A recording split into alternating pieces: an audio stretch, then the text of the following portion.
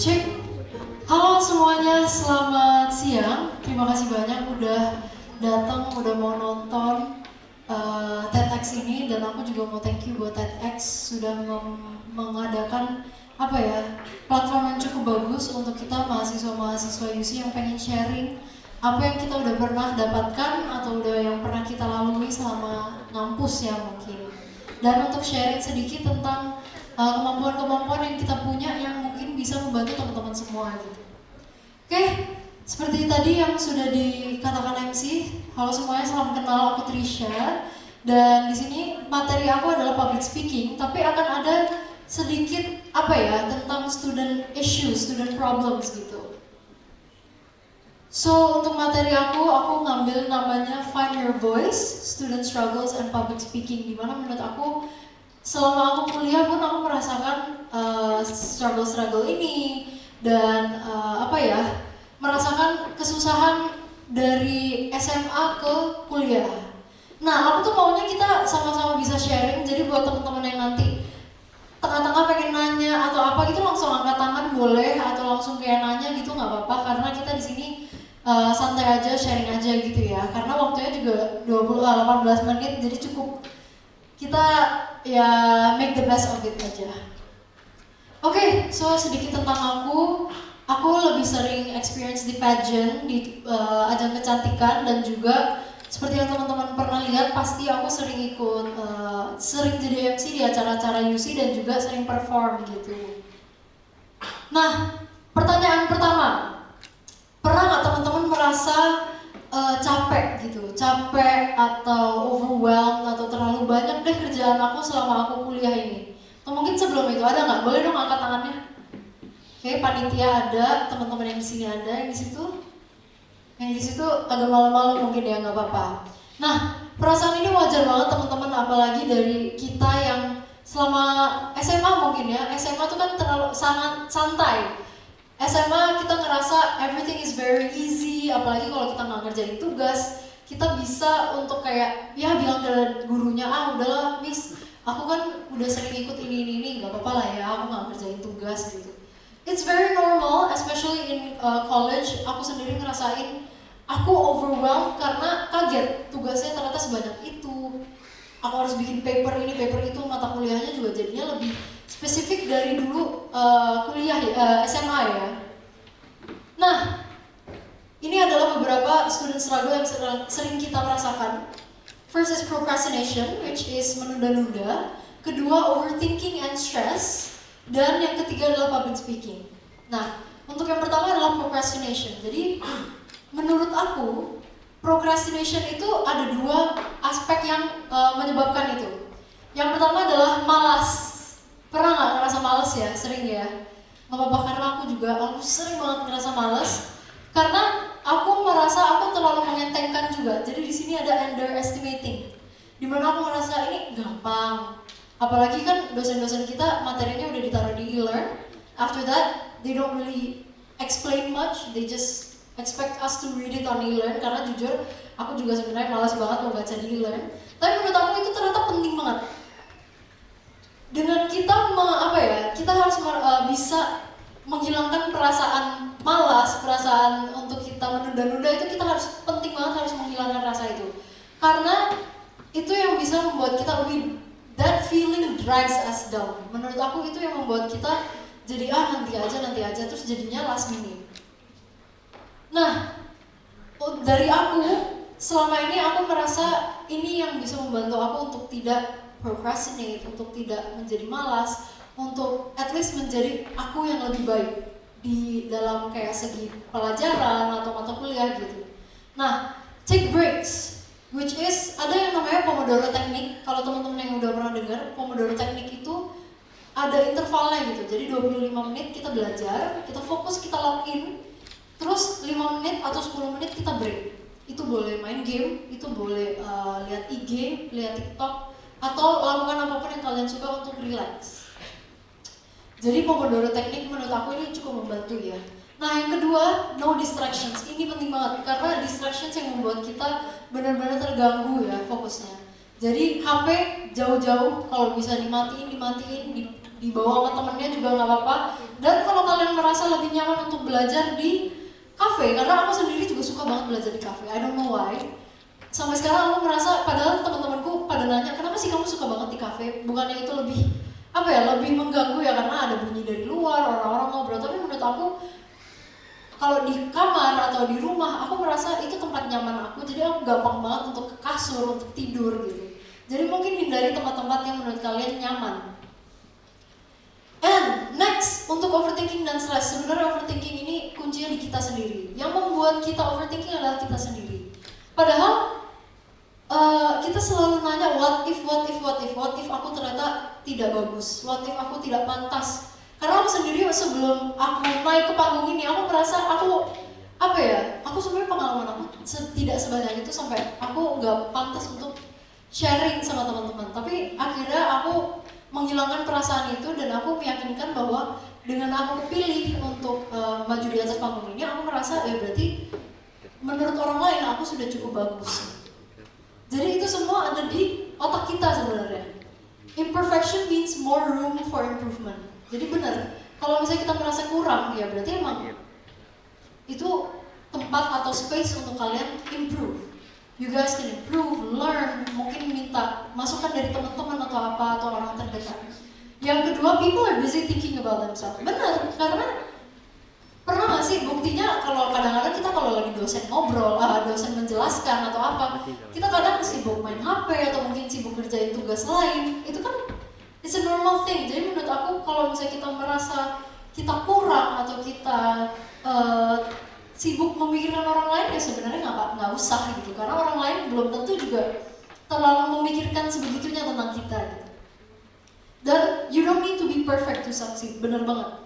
Karena buktinya sampai sekarang masih banyak orang-orang di dunia ini yang sukses banget di mata kita, tapi sebenarnya menurut mereka aku masih banyak banget room for improvement. Kayak penyanyi-penyanyi yang terkenal misalnya Ariana Grande, Justin Bieber, pastinya mereka sebelum itu latihan, pemanasan, itu it's a very normal thing.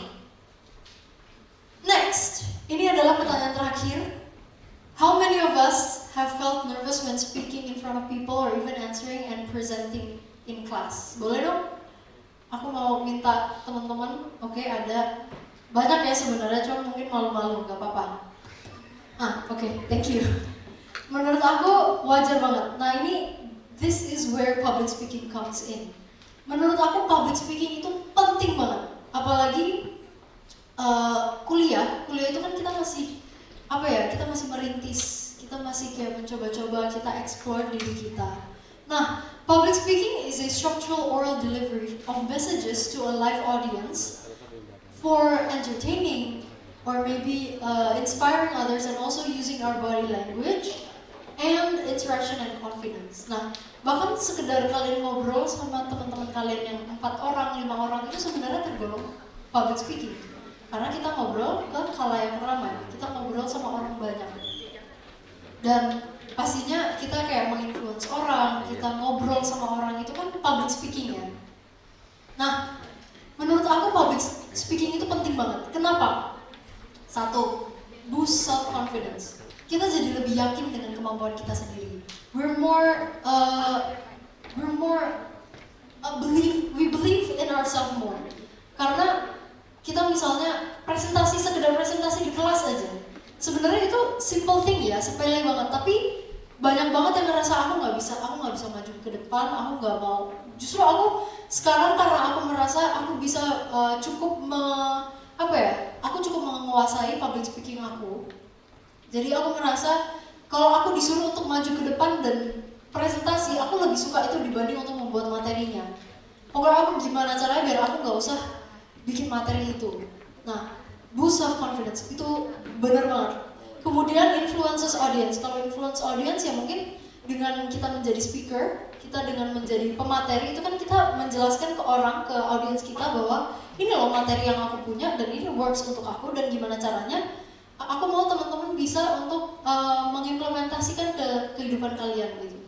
Jadi itu menurut aku influences audience. Kedua adalah improve soft skill. Bener dong, dengan kita bisa ngomong dengan percaya diri, dan KKMC juga ya public speaking ya termasuk ya.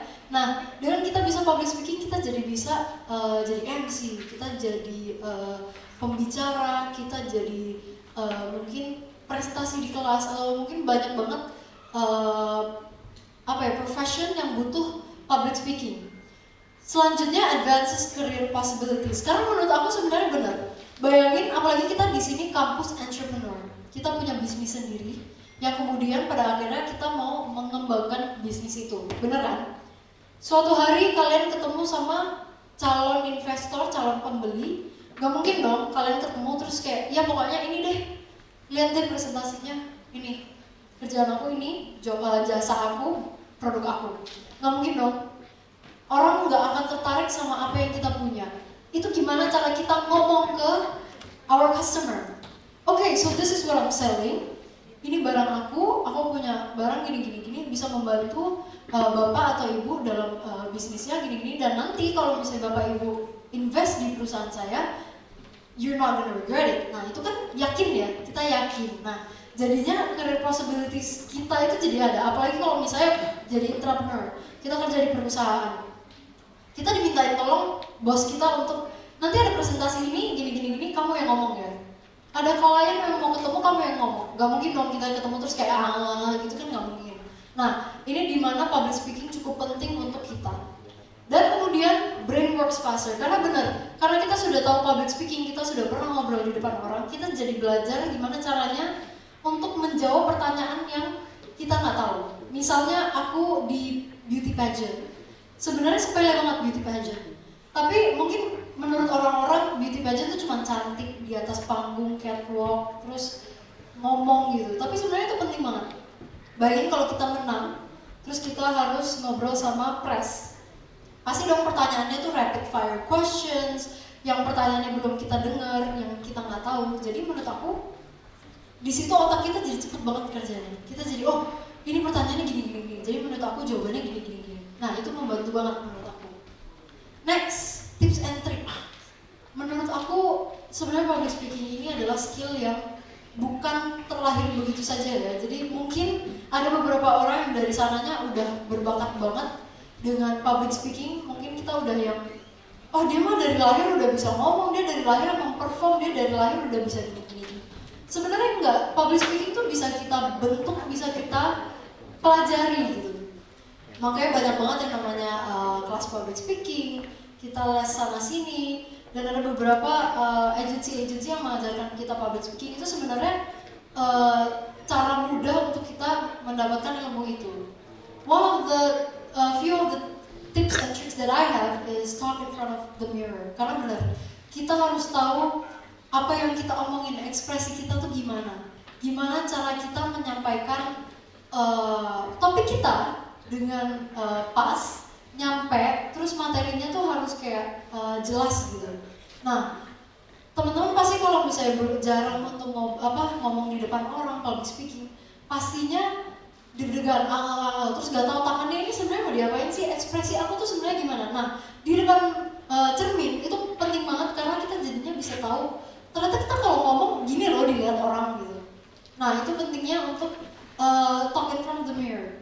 Next, practice with friends or family. Mungkin kalau misalnya teman-teman punya kayak gini, sebelum aku di atas panggung ini, aku sebenarnya minta tolong teman-teman aku, guys dengerin dong, aku mau ngomongin materi aku, please liatin aku ngomongnya gimana. Nah I recite my whole materials, I recite the whole topic, dan setelah itu mereka memberikan aku tips, tricks atau kayak pendapat mereka. Sebenarnya kamu kurang ini, kamu kurang itu.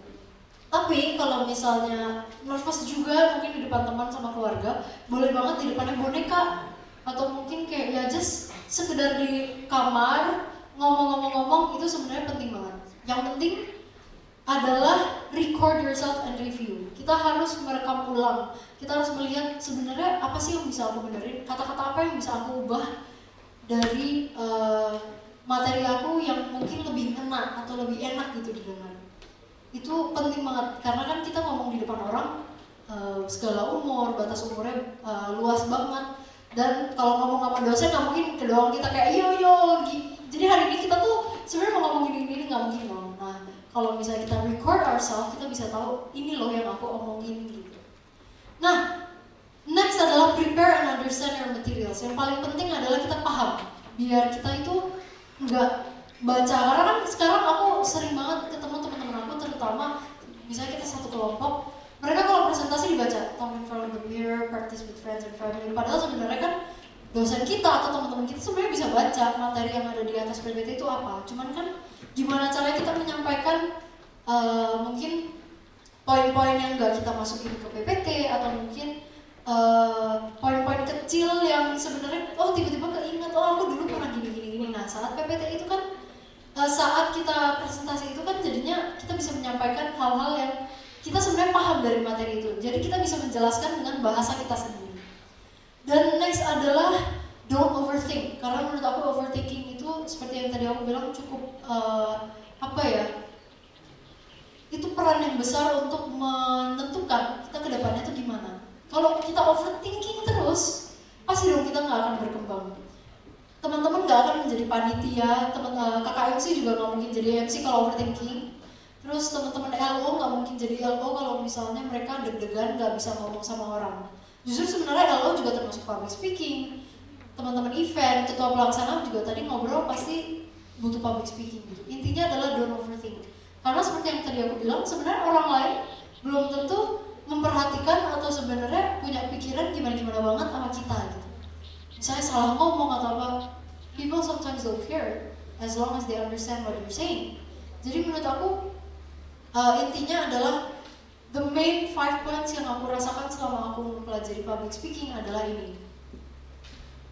Dan itu adalah terakhir dari materi aku. Semoga untuk materi public speaking bisa membantu teman-teman untuk menjadi lebih baik, atau mungkin bisa terdorong untuk ingin belajar public speaking. Karena menurut aku public speaking itu cukup penting dan berpengaruh di hidup kita. Jadi terima kasih banyak teman-teman yang sudah ada hadir di sini dan mendengarkan aku. Kalau misalnya ada yang mau nanya-nanya lagi, boleh banget di Instagram aku, Trisha_violinis. Mungkin nanya-nanya sama kakak panitia juga boleh. Thank you semuanya.